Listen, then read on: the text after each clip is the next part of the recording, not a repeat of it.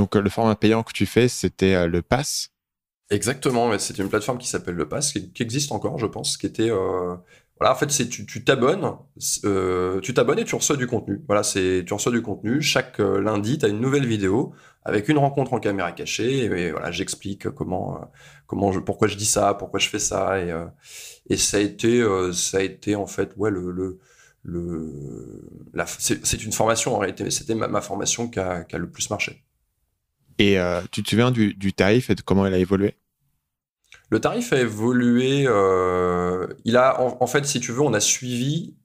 On a eu une logique de dire, bah, on va associer le prix à la qualité. Donc, on a dû démarrer à un tarif ridicule, que maintenant, avec le recul, je considère faible, mais ça devait être 6 euros, 9 euros, enfin quelque chose. C'était sous les 10 euros, en tout cas, j'en suis certain. Et en fait, au fur et à mesure du nombre d'abonnés, de l'engouement des gens, de la qualité des vidéos, de la qualité du contenu résiduel sur la plateforme, qui grossit, qui grossit, qui grossit avec tous les bonus, tous les trucs qu'on rajoute, bah, le tarif, il a augmenté de façon linéaire jusqu'à atteindre les 15-20 euros. Et il est resté là. Donc, les gens payent leur abonnement mensuel, ils ont accès aux nouveaux contenus, ils ont aussi accès au contenu qui a été publié par le passé, ou c'est seulement ce qui arrive maintenant? Ouais, une partie en fait. T'as un système de replay où tu peux redébloquer des vidéos. Parce que si tu veux, si quelqu'un voulait développer ce type de plateforme, ce serait pas logique d'arriver sur une plateforme comme ça et d'avoir accès à, je sais pas, par exemple, 2 ans de contenu que des gens ont payé via leur abonnement, alors que toi, tu viens juste de débarquer et que tu as en plus une période pour changer d'avis de 14 jours. Satisfait ou remboursé sous 14 jours. Et en fait, pendant 14 jours, tu peux regarder, je sais pas, 70 vidéos. Donc en fait, pour moi, quelque chose de plus logique, c'est j'ai accès au contenu que je débloque. Après, sur la plateforme, il y avait plein de contenus qui étaient déjà tout de suite accessibles. Mais en ce qui concerne les vidéos, ouais, on a mis en place un système de replay. Ok.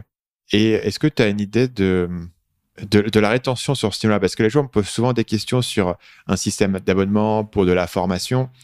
Le principal problème, c'est qu'il faut que tu t'engages à recréer du contenu systématiquement. Donc, la question, c'est est-ce que tu ne serais pas mieux servi à vendre juste une formation pour un tarif qui est fixe avec un engagement qui est fixe? Quel est pour toi le bénéfice de le faire sur un mode de continuité? Parce que je sais qu'aujourd'hui, tu as encore ce business model qui tourne sur les sites dont on a parlé tout à l'heure. Qu'est-ce que tu penses de ça en termes de rétention et de l'intérêt d'avoir ça sur un modèle récurrent? Est-ce que les gens restent? Combien de temps est-ce qu'ils restent? Tu as des idées là-dessus? Moi, je trouve que ce format de formation, il résout plein de problèmes. Le premier problème qu'il résout, ça pourrait être l'insatisfaction des personnes qui, par exemple, vont payer une formation fixe assez chère et qui va se faire sur plusieurs mois. Peut-être à plein de formations comme ça où peut-être certaines détiennent. Alors je dis pas que les gens sont insatisfaits, mais en tout cas pour moi, c'est une question que je me pose. Je me dis bah oui, bah alors je pourrais vendre la même formation sur 6 mois à, je sais pas, à 600 euros, j'en sais rien. Et je me dis bah en fait avec ce format-là, la personne elle peut partir quand elle veut. C'est-à-dire que si tu as un tarif à, je sais pas, 10-20 euros par mois, bah, le mec, il fait 1 mois, 2 mois, 3 mois. Une fois qu'il a la sensation que voilà, il est resté assez, il n'a pas besoin de rester plus, ou alors il ne peut pas rester plus parce que je sais rien, ses finances ne lui permettent pas, ou j'en sais rien. Enfin, il peut partir. Donc enfin, moi, psychologiquement, je trouve que c'est intéressant d'avoir ce truc-là. C'est-à-dire que les gens ils vont, ils viennent comme ils veulent. S'ils sont pas contents, ils peuvent partir.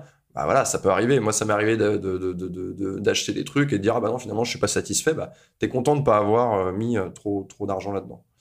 Moi, il y a un deuxième truc que je vois aussi qui est très important, c'est que quand je fais une formation fixe, parce que j'en fais aussi également, pour moi, c'est 2 façons de faire qui sont très différentes. La formation fixe, tu vas travailler énormément en amont, c'est un peu c'est comme si tu lançais une fusée, en fait.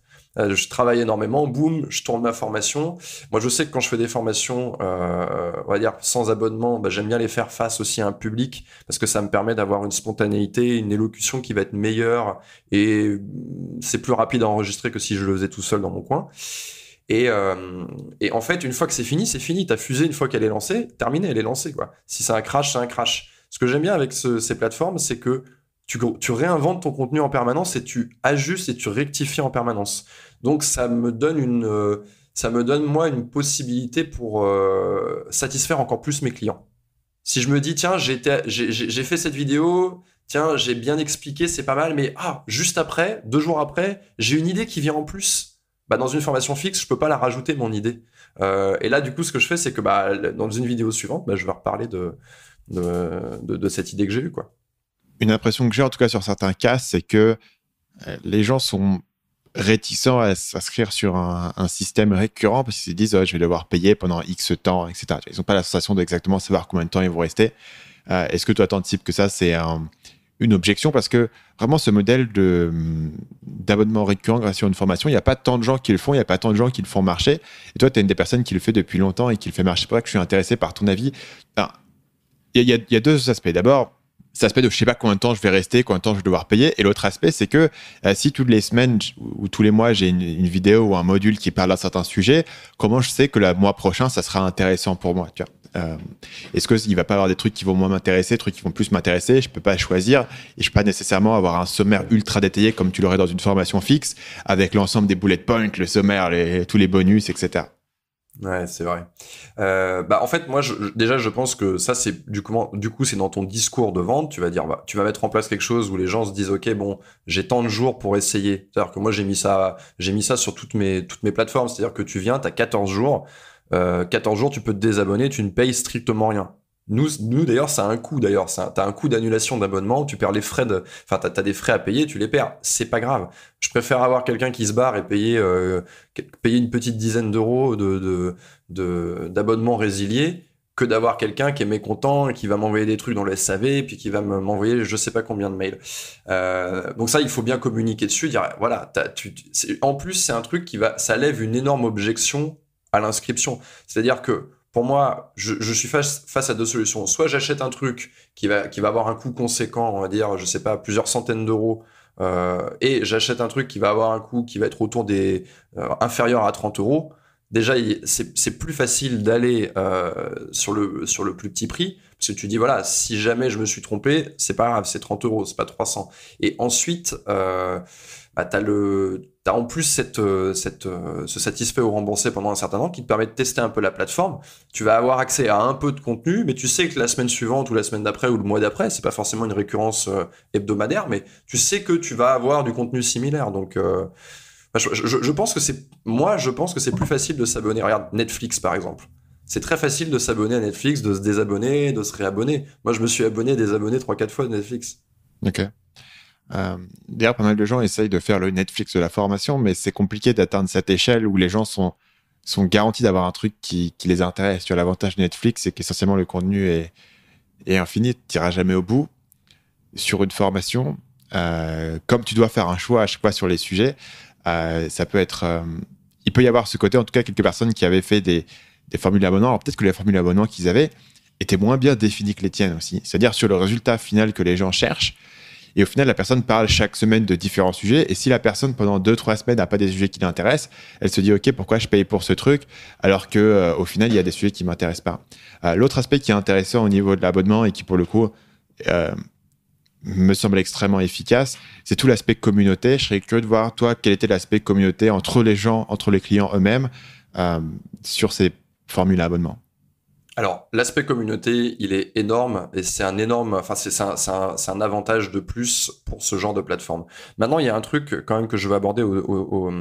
T'as mentionné le fait que oui, parfois, tu peux avoir 3-4 mois où c'est pas un sujet qui t'intéresse.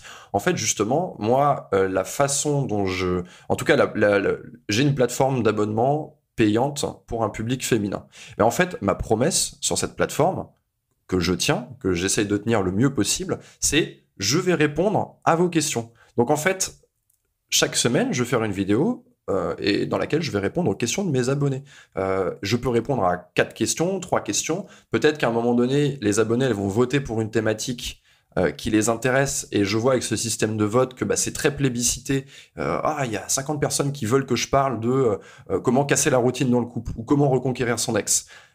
Qu'est-ce que je vais faire? Moi, je vais vraiment me pencher sur la question, sur une vidéo, voire même 2 vidéos d'affilée. Et puis ensuite, je vais reprendre un flux normal où je vais répondre aux questions et je vais avoir des réponses qui vont aller de 3 minutes quand c'est très simple, 10-15 minutes quand c'est plus complexe.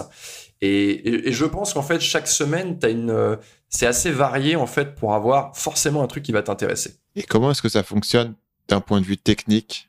D'un point de vue technique, si je vais avoir du mal à te répondre à ta question, ça c'est pas moi qui ai développé la plateforme, c'est mon associé, mais bon après ça reste une utilisation d'outils existants, de CMS existants, par-dessus lesquels tu fais de la customisation, tu utilises différents plugins Et puis voilà, t'as un plugin qui te permet en fait de faire du contenu récurrent, de gérer des abonnements. Qui te permet aussi d'avoir une sorte de communauté où les gens peuvent s'écrire, etc., etc. Enfin, ça, c'est des trucs clés en main.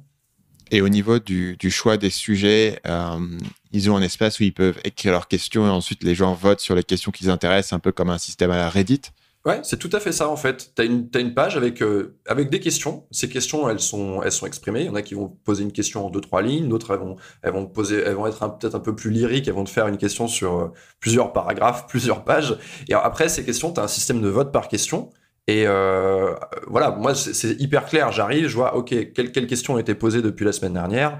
Je regarde, je lis. Il y en a certaines, ah bah tiens, j'en ai déjà parlé dans cette vidéo, c'est pas forcément la peine d'en reparler. Tu fais un choix et t'essayes de faire en sorte voilà, faut avoir une vision faut te souvenir de ce que t'as fait, faut essayer d'avoir une vision sur le long terme de ta plateforme en disant tiens, à ce moment-là, je vais plutôt mettre l'accent sur cette question-là, quoi. Ok. Salut, c'est Stan, j'espère que vous avez apprécié cet extrait du podcast Marketing Mania. Bien sûr, vous pouvez retrouver l'ensemble des épisodes du podcast, y compris les instructions sur comment vous abonner sur l'application Apple Podcast ou sur votre téléphone Android en vous rendant sur mon site à l'adresse marketingmania.fr/podcast. Je vous ai mis le lien dans la description de cette vidéo.